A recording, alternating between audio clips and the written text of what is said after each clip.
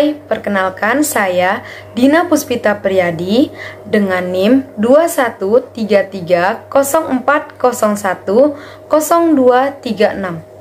Saya dari jurusan Akuntansi Fakultas Ekonomi Universitas Prima Indonesia. Di sini, izinkan saya untuk mempresentasikan materi dengan judul Analisis Sistem, Desain Sistem, dan Implementasi Sistem dalam mata kuliah Sistem Informasi Akuntansi dengan dosen pembimbing Bapak Khotua Samosir MSI. Sekarang kita masuk ke bagian pertama, yaitu definisi data, informasi, elemen sistem, sistem informasi, dan analisis, desain, dan implementasi sistem informasi. Data adalah fakta dan atau angka yang relatif tidak berarti bagi pemakai.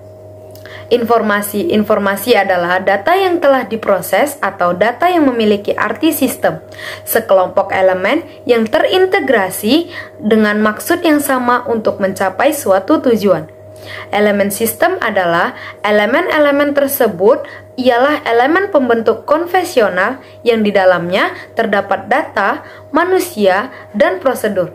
Dan elemen sistem modern yang di dalamnya terdapat data, manusia, prosedur, hardware, dan software. Sistem informasi. Sistem informasi adalah interaksi antara data, manusia, dan prosedur yang didukung oleh hardware dan software untuk memberikan suatu penyelesaian berupa informasi yang dapat dipakai untuk mengambil suatu tindakan keputusan selanjutnya, baik untuk jangka pendek, menengah, atau panjang dalam sebuah organisasi, atau kumpulan dari komponen-komponen yang saling berinteraksi untuk mengelola informasi pada suatu organisasi untuk mendukung kegiatan organisasi tersebut. Organisasi ini dapat berarti suatu bisnis. Analisis sistem, desain sistem, dan implementasi sistem informasi adalah proses yang dilakukan oleh seseorang atau sekelompok spesialis untuk membuat dan atau mengembangkan suatu sistem informasi. Sebutan yang dikenal orang ialah Software Engineering Information, System Engineering, System Engineering Information, System Engineering Software Development. Sekarang kita masuk ke bagian kedua, ialah sejarah pengembangan sistem informasi. Pada awalnya, suatu sistem informasi tidak selalu dikaitkan dengan teknologi informasi.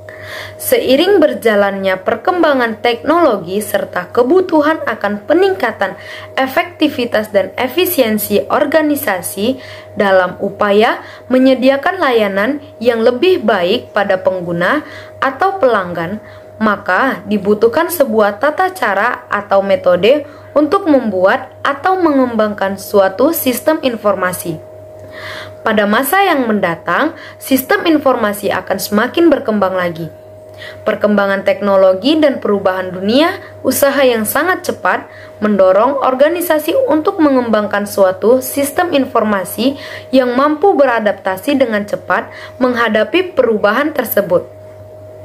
Sistem informasi tersebut juga harus dapat diintegrasikan dengan bermacam-macam sistem yang lain agar kinerja organisasi menjadi lebih efisien. Alasannya yang pertama, kelemahan pada sistem lama bisa karena sistem yang masih manual. Sistem lama menghasilkan ketidakkonsistenan informasi atas pengolahan data yang dilakukan. Yang kedua, meraih kesempatan peluang bisnis atau lainnya yang menuntut syarat adanya sistem informasi yang sesuai. Tuntutan pengambilan keputusan yang cepat untuk merespon profit opportunities atau keunggulan situasi yang tersedia. Yang ketiga, instruksi-instruksi perubahan kebijakan eksternal dari pemerintah atau rekan bisnis yang terkait. Dalam organisasi bisnis, indikator-indikator yang menyebabkan sistem yang lama harus diperbaiki, ditingkatkan bahkan diganti keseluruhannya ialah dengan adanya keluhan dari pelanggan, pengiriman barang yang sering tertunda, pembayaran gaji yang terlambat, laporan yang tidak tepat waktu, isi laporan yang salah, tanggung jawab yang tidak jelas, waktu kerja berlebihan, ketidakberesan kas, produktivitas tenaga kerja yang rendah, banyak pekerja yang menganggur, kegiatan yang tumpang tindih, tanggapan yang lambat terhadap konsumen, kehilangan kesempatan kompetisi pasar, kesalahan-kesalahan manual yang tinggi, persediaan barang yang terlalu tinggi, pemesanan kembali barang yang tidak efisien, biaya operasi yang tinggi, dan file-file yang kurang teratur. Kita masuk ke tujuan pengembangan sistem. Tujuan pengembangan sistem adalah untuk performance atau kinerja. Peningkatan terhadap kinerja sistem yang baru sehingga menjadi lebih efektif. Kinerja dapat diukur dari throughput atau jumlah dari pekerjaan yang dapat dilakukan suatu saat tertentu dan response time atau rata-rata waktu yang tertunda di antara dua transaksi atau pekerjaan ditambah dengan waktu respons untuk menanggapi pekerjaan tersebut. Information, peningkatan terhadap kualitas informasi yang disajikan. Ekonomi, peningkatan terhadap manfaat-manfaat atau keuntungan-keuntungan atau penurunan-penurunan biaya yang terjadi. Kontrol atau pengendalian, peningkatan terhadap pengendalian untuk mendeteksi dan memperbaiki kesalahan-kesalahan serta kecurangan-kecurangan yang dan akan terjadi. Efisiensi, peningkatan terhadap efisiensi operasi. Service, peningkatan terhadap pelayanan yang diberikan oleh sistem. Satu set aktivitas, metode, praktik terbaik siap dikirimkan dan peralatan terotomatisasi yang digunakan oleh stakeholder untuk mengembangkan dan memelihara sistem informasi dan perangkat lunak. Biasanya, pengembangan sistem dilakukan apabila sistem yang lama sudah tidak bisa mengimbangi atau memadai kebutuhan ataupun perkembangan perusahaan. Sehingga, terdapat beberapa pendapat tentang definisi pengembangan sistem. Antara lain yang pertama, menyusun suatu sistem yang baru untuk menggantikan sistem yang lama secara keseluruhan atau memperbaiki sistem yang telah ada. Yang kedua, suatu proses pengaplikasian teknologi informasi untuk suatu tujuan tertentu atau menyelesaikan suatu masalah. Yang ketiga, memilah suatu masalah yang besar dan kompleks menjadi beberapa bagian kecil yang dapat dikelola. Pengembangan sistem dapat berarti menyusun suatu sistem yang baru untuk menggantikan sistem yang lama secara keseluruhan atau memperbaiki sistem yang telah ada. Masuk ke bagian yang ketiga, ialah tahapan pengembangan sistem. Secara umum, alur pengembangan suatu sistem informasi mempunyai beberapa tahapan. Tahapan pengembangan sistem informasi seringkali disebut juga sebagai System Development Life Cycle atau SDLC. SDLC adalah metode tertua yang digunakan dalam pengembangan sistem informasi dan mendasari pengembangan metode-metode yang lebih baru.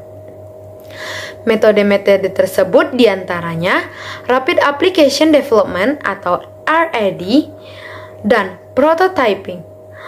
SDLC atau System Development Life Cycle merupakan siklus pengembangan sistem.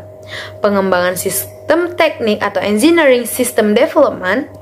SDLC didefinisikan oleh Departemen Kehakiman Amerika Serikat sebagai sebuah proses pengembangan software yang digunakan oleh analis sistem untuk mengembangkan suatu sistem informasi.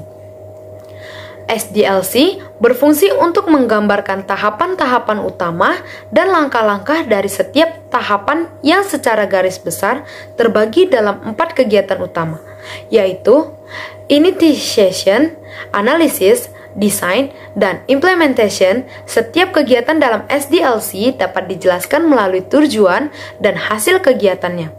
SDLC mencakup kebutuhan atau requirement, validasi, pelatihan, kepemilikan atau user ownership, sebuah sistem informasi yang diperoleh melalui investigasi, analisis, desain, implementasi, dan perawatan software. Software yang dikembangkan berdasarkan SDLC akan menghasilkan sistem dengan kualitas yang tinggi, memenuhi harapan penggunanya, tepat dalam waktu dan biaya, bekerja dengan efektif dan efisien dalam infrastruktur teknologi informasi yang ada atau yang direncanakan, serta murah dalam perawatan dan pengembangan lebih lanjut. Initiation.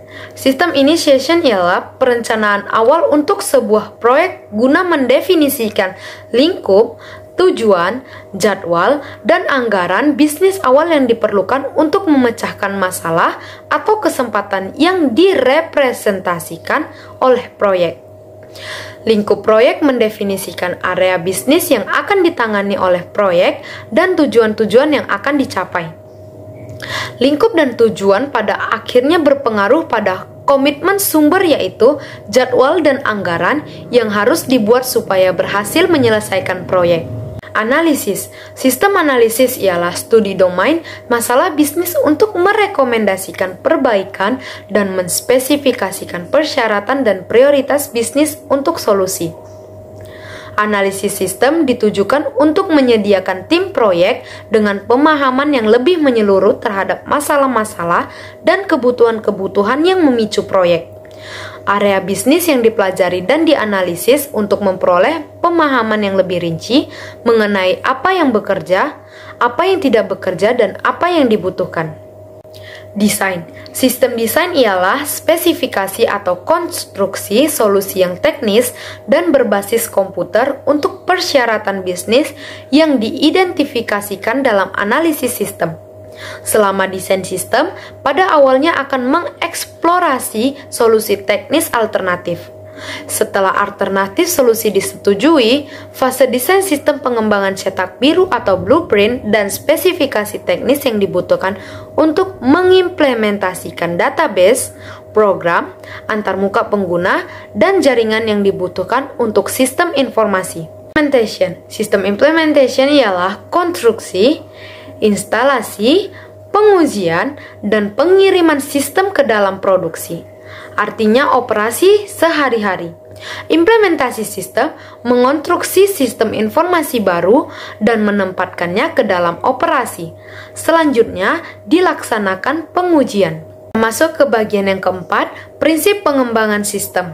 Prinsip pengembangan sistem yang pertama ialah melibatkan para pengguna sistem guna menghindari konflik antara pengguna dan pengembang sistem.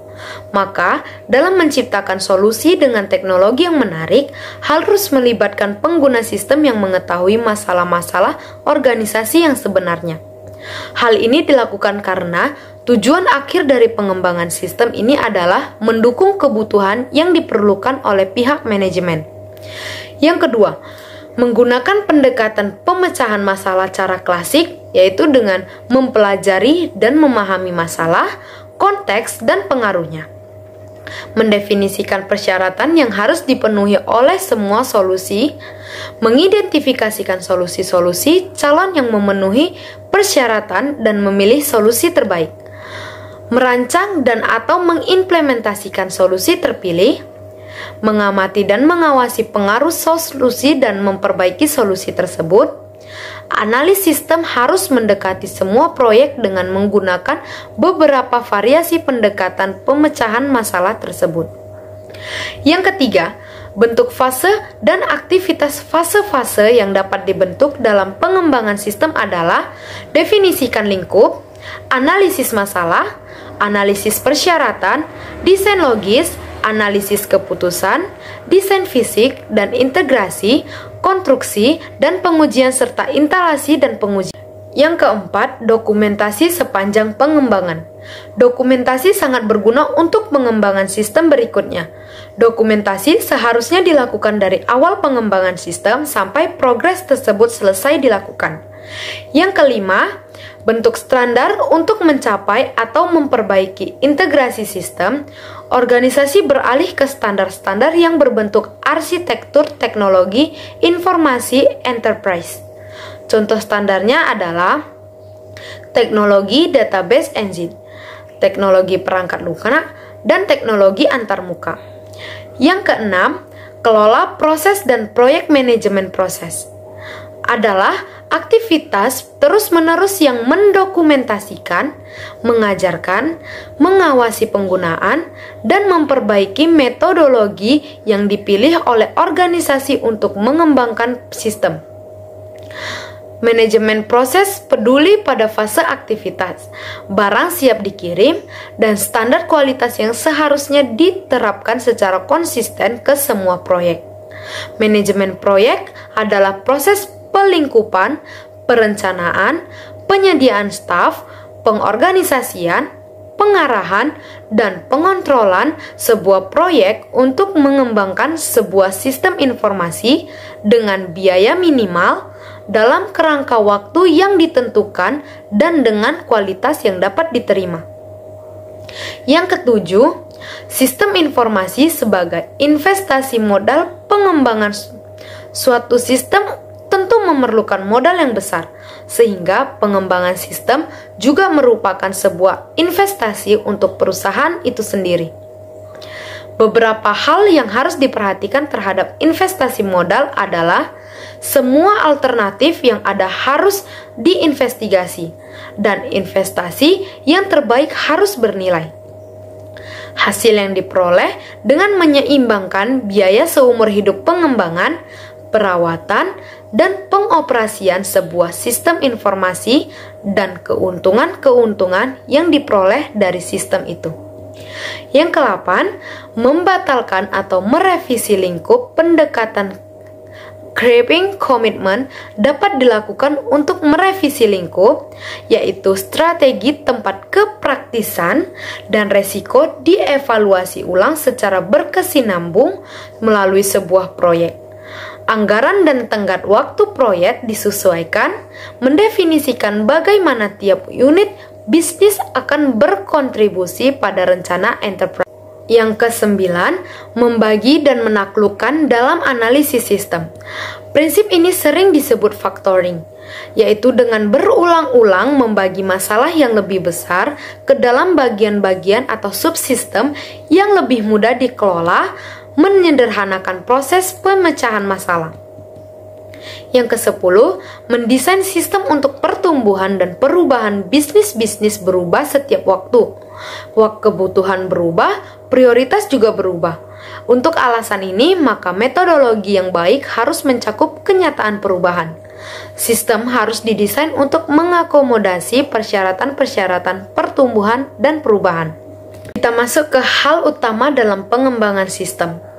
Hal utama dalam pengembangan sistem yaitu yang pertama, produk. Produk adalah produk yang harus dihasilkan pada setiap tahap pengembangan sistem informasi. Kesalahan dalam pembuatan produk dalam setiap tahap akan menyebabkan kesalahan yang semakin besar pada produk akhir. Yang kedua, proses. Proses adalah proses pengembangan sistem informasi. Proses ini meliputi tahapan pengembangan mulai dari tahap feasibility sampai implementation. Jika proses tersebut tidak dilaksanakan sesuai dengan jadwal, maka kemungkinan kegagalan proyek menjadi semakin besar. Sekarang kita masuk ke bagian akhir atau bagian kelima, yaitu tim pengembangan sistem. Suatu proyek pengembangan sistem informasi biasanya dikembangkan oleh sebuah tim. Tim tersebut biasanya terdiri dari beberapa posisi sebagai berikut. Yang pertama, project leader. Apa itu project leader? Project leader ialah penanggung jawab utama proyek pengembangan sistem informasi. Seorang project leader harus mampu mengatur waktu dan sumber daya agar sistem informasi dapat diselesaikan sesuai dengan target yang telah ditetapkan. Dalam sebuah proyek pengembangan sistem informasi, seorang project leader sebaiknya tidak merangkap jabatan lain untuk menghindari adanya konflik kepentingan.